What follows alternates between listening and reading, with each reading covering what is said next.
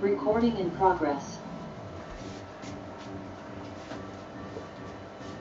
Okay, so we have a question from Jonathan Cancino. Is he connected, partner?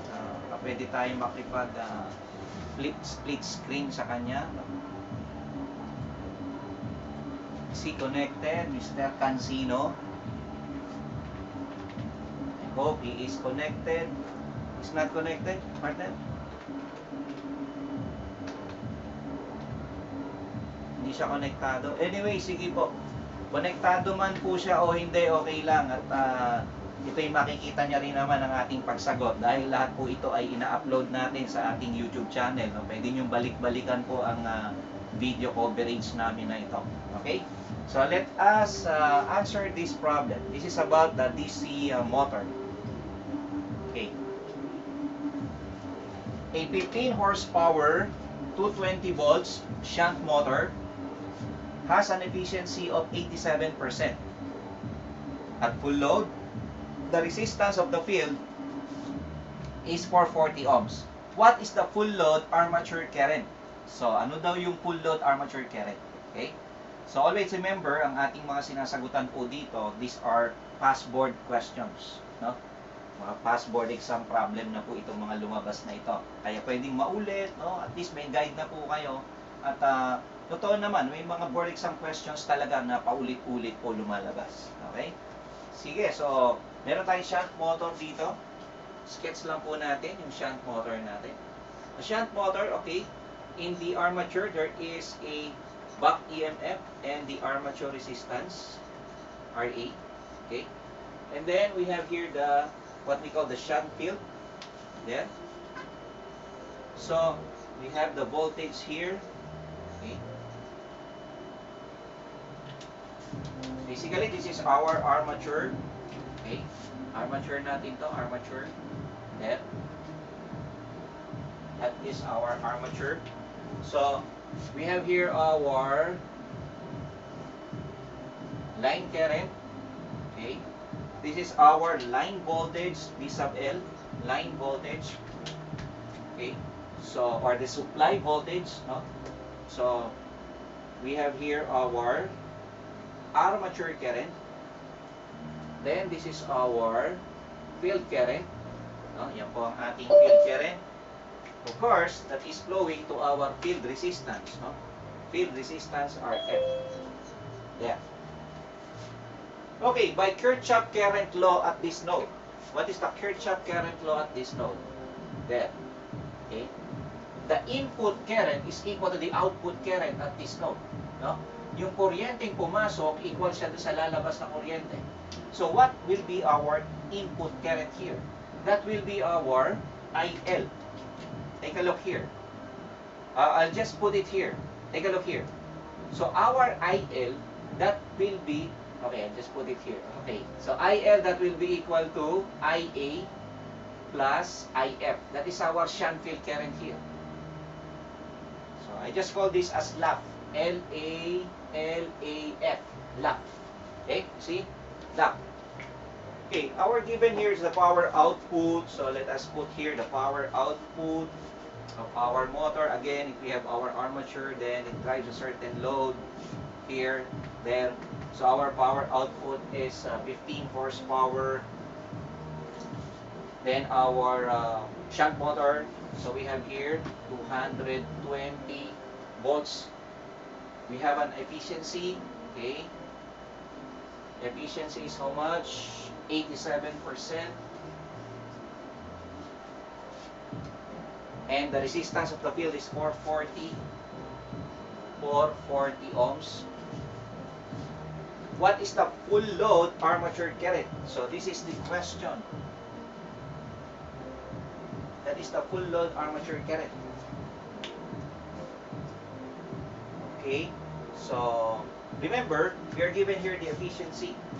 So our efficiency, it will be equal to, of course, power output over power input times 100%.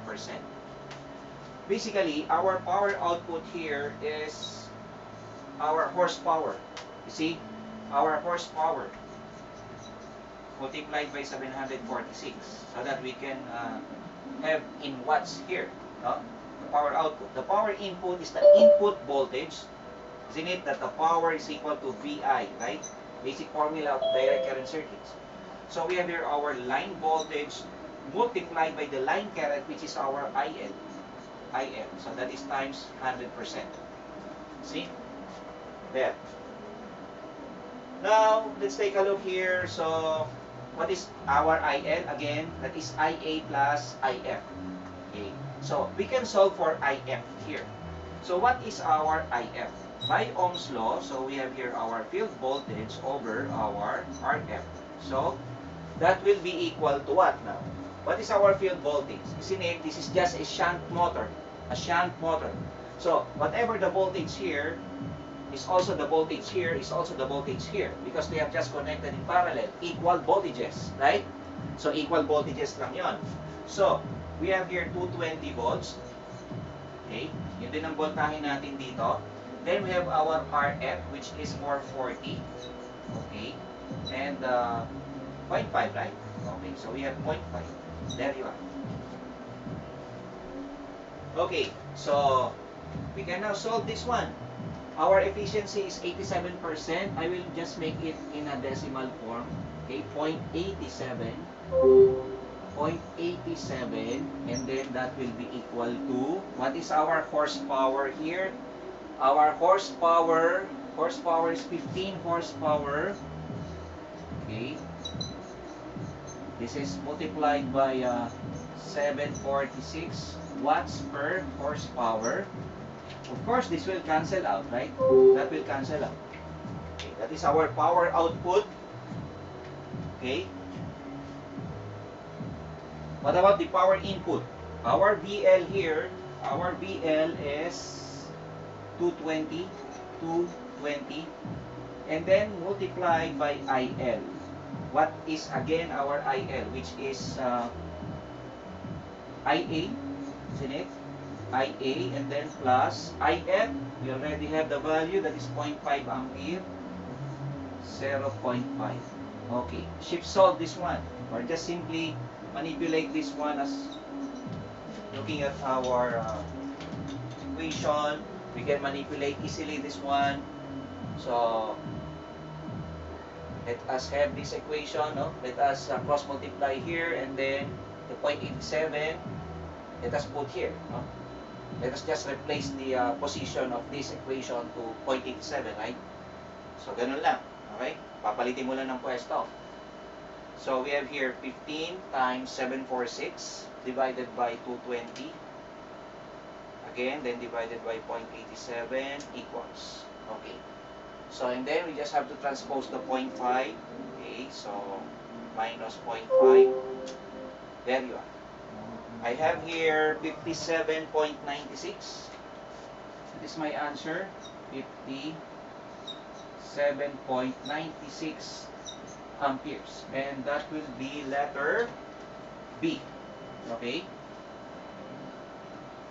Let's take a look here. Okay, Jonathan. Hindi nga pala siya connected, no?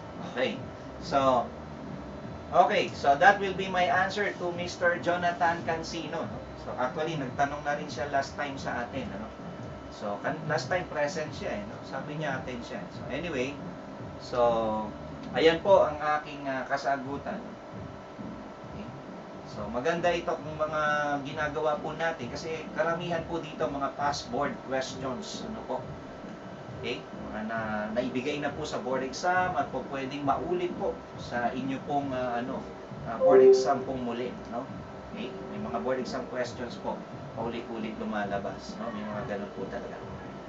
Okay? So, that will be, thank you Mr. Jonathan for that question.